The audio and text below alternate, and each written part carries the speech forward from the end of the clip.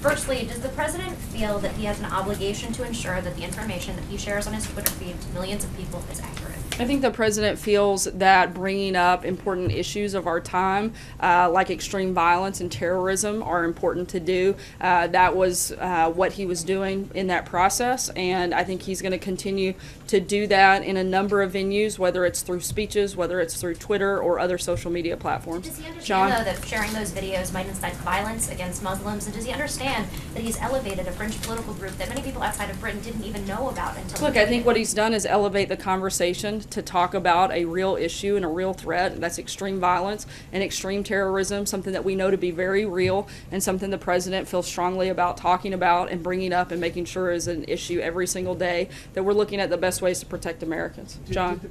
On that point, Sarah, did the president, when he retweeted Jada Franson, know who she was? No, I don't believe so, but I think he knew what the issues are, and that is that we have a real threat of extreme violence and terrorism, not just in this country, but across the globe, particularly in Europe, and that was the point he was making, and I don't really have much to add beyond that.